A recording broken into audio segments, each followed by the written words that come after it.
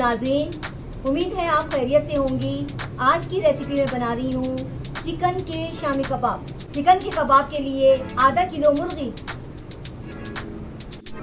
शामी कबाब के लिए आधी गट्टी लहसुन की, 7 से 8 मिर्चें, अदरक का 1 टुकड़ा, पुदीना हरा धनिया, प्याज की 1 डली, 2 अंडे, चने की दाल आधी प्याली, गरम मसाला आधा टेबल स्पून कूट कर शामिल करेंगे।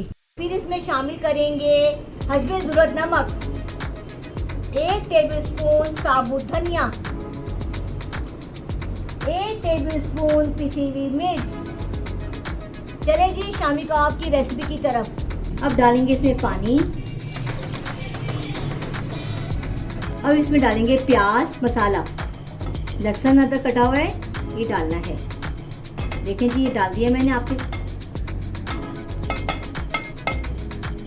अब इसमें डालेंगे साबुत धनिया, पिसी हुई मिर्च, नमक।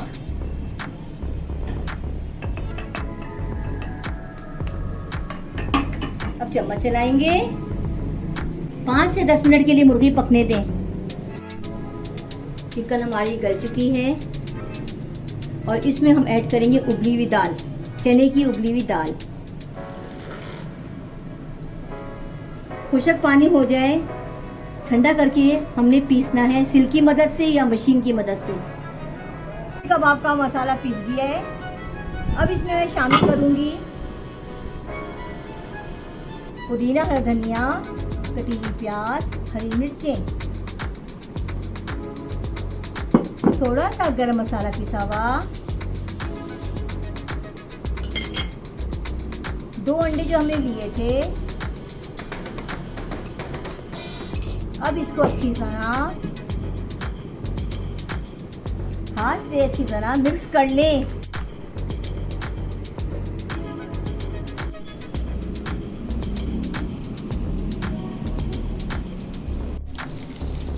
शामी कबाब बड़े गोश्त के होते हैं, बकरे के गोश्त के होते हैं। मैंने बनाए हैं चिकन के शामी कबाब। ये भी उम्दा और लजीज तरीन होते हैं।